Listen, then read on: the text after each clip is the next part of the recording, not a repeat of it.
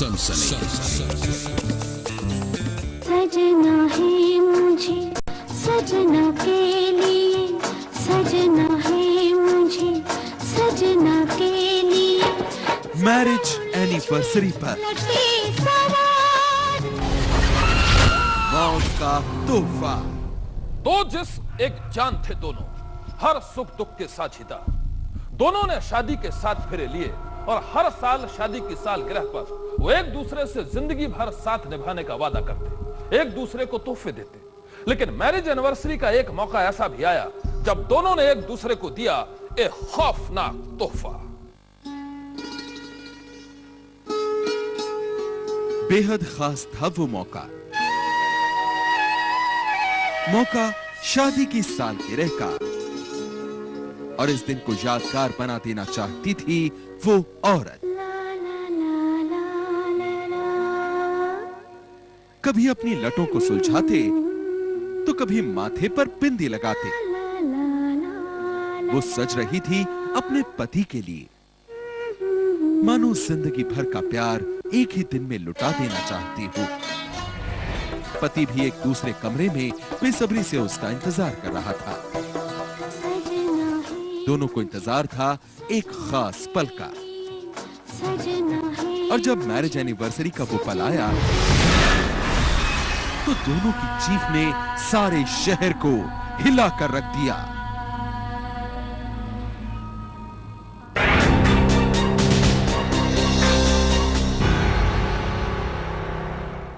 Marriage anniversary पर सुनाई दी एक पति पत्नी की चीख।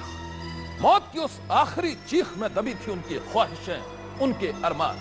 मौत की ये दर्दनाक कहानी ऐसी है कि सुनकर यकीनन आप भी सन्न रह जाएंगे। इंदौर के वो दोनों पति पत्नी एक दूसरे पर जान छिड़कते थे।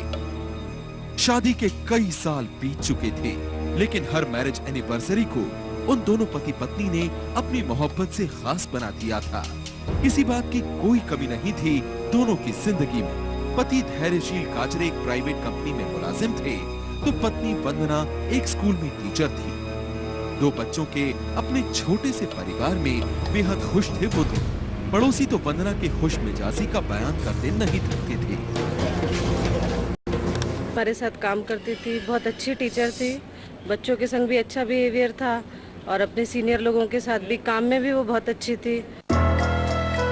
धैर्यशील और वंदना की मोहब्बत उनकी खुशी की एक मिसाल थी, मगर शायद ही कोई ये जानता था कि उन दोनों पति पत्नी को अंदर ही अंदर खाए जा रही है एक बात, जिसने उन दोनों पति पत्नी को अपनी जिंदगी के सबसे बड़े फैसले के लिए मजबूर कर दिया। तारीख थी 22 फरवरी 2008। मौका था धैर्यशील और वंदना की मैरिज एनिवर्सरी का। दोनों पति पत्नी खुशी के इस मौके को खास बना देना चाहते थे। वो इसलिए कि आज के दिन ही इन्हें करना था अपनी जिंदगी का सबसे बड़ा फैसला। एक तरफ वंदना अपने पति के लिए सज संवर रही थी, तो दूसरी तरफ धैर्यशील बेसब्री से वंदना का इंतजार कर रहा था। एक एक पल दोनों की बेचैनी बढ़ा रहा था। वंदना सजने संवरने में मशगूल थी, तो धैर्यशील बार बार अपनी घड़ी देख रहा था, और जब उससे रहा नहीं गया तो उसने वंदना को आवाज लगा दी। अरे वंदना, तैयार होगी क्या? आ रही हूँ बाबा, जरा सब्र तो करो।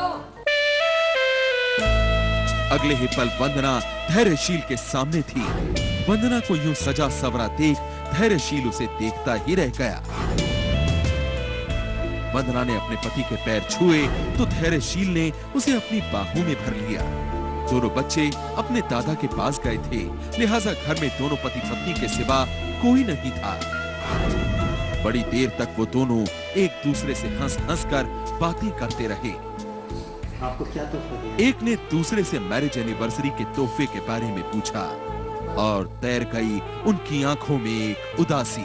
वो इसलिए कि जिंदगी के जिन हालात से वो जूझ रहे थे, वहां पैसों से खरीदा गया एक छोटा सा तोहफा भी उनके लिए बड़ी बात थी। अपनी इस मजबूरी पर दोनों पति पत्नी हंस पड़े। हंसी जिसमें दर्द था और थी गहरी उदासी। कहां तो अपनी शादी के सालगिरह पर वो हजारों रुपए की दावत उड़ा देते थे और कहां एक एक पैसे ने उन्हें कर्जदारों का मोहताज बना दिया था। जज्बात पर काबू नहीं रहा तो कागज के एक टुकड़े को ही अपना सहारा बना लिया और फिर लिखा, शादी की ये शुभकामना थी कर्ज में डूबे एक पति और पत्नी की, एक दूजे से बेइंतहा प्यार करने वाला वो दंपत्ति जो फाख्ता हाल जिंदगी में आए खुशी के इस मौके को भी यादगार बना देना चाहता था और इसके साथ ही चाहता था जिंदगी की हर मुसीबत से छुटकारा पाना। एक पल के लिए धैर्यशील ने वंदना की ओर देखा और फिर आंखों ही आंखों में दोनों ने फैसला कर लिया, फैसला खुदकुशी का, मैरिज एनिवर्सरी पर मौत को गले लगाने का, ताकि अपनी तंगहाल जिंदगी में एक दूजे को वो दे सके मौत का तोहफा। जिंदगी के सबसे बड़े फैसले से पहले धैर्यशील ने लिखी अपनी आखिरी चिट्ठी। चिट्ठी का मजमून कुछ यूं था, हमारे कर्ज का बोझ जिंदगी पर पड़ा हो गया है, लिहाजा हम खुदकुशी कर रहे हैं। हमारी मौत के लिए कोई भी जिम्मेदार नहीं है, इसलिए किसी को परेशान नहीं किया जाए। हमारी ख्वाहिश है कि मरने के बाद हमारी लाश को पोस्टमार्टम भी न किया जाए। वाहिनी, मेरी बहन, मेरे दोनों बच्चों का ख्याल रखना। धन्यवाद। धैर्यशील गाजरे। जैसे ही धैर्यशील ने अपनी इस आखिरी चिट्ठी को पूरा किया, वंदना ने उस पर दस्तखत कर अपनी रजामंदी की मुहर लगा दी। जिंदगी का एक एक लम्हा बेहद तेजी से गुजर रहा था। वंदना ने हसरत भरी निगाहों से अपने पति धैर्यशील को देखा और फिर उसे जहर दे दिया। पल भर बाद ही धैर्यशील ने भी वंदना को जहर दे दिया। दोनों की हालत बिगड़ने लगी। मौत धीरे धीरे करीब आ रही थी और वो दोनों पति पत्नी तड़प रहे थे। तभी इत्तेफाक से एक पड़ोसी की नजर दोनों पर पड़ गई।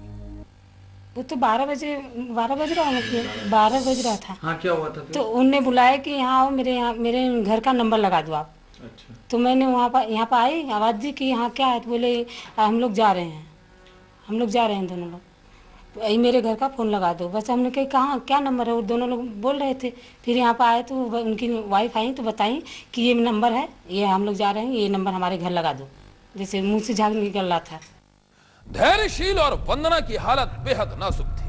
जैसे ही उनके पड़ोसियों ने यह नजारा देखा, सन्न रह गए। फौरन एम्बुलेंस बुलाने के लिए वो अस्पताल की ओर दौड़े, लेकिन थोड़ी देर में जब वो लौटे तो देखा कि घर का दरवाजा बंद है। घर का दरवाजा बंद देखकर पड़ोसियों ने दस्तक देनी शुरू कर दी, लेकिन धैर्यशील और वंदना दोनों में से कोई भी दरवाजा खोलने को राजी नहीं थे।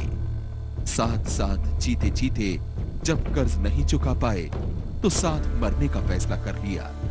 किसी तरह वंदना उठी और किचन से 2 चाकू ले आई। एक चाकू पति के हाथ में दिया और दूसरा खुद पकड़े रही।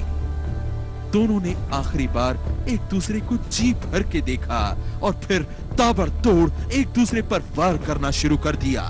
एक के बाद एक कई चीख गूंजी और फिर सब कुछ शांत हो गया।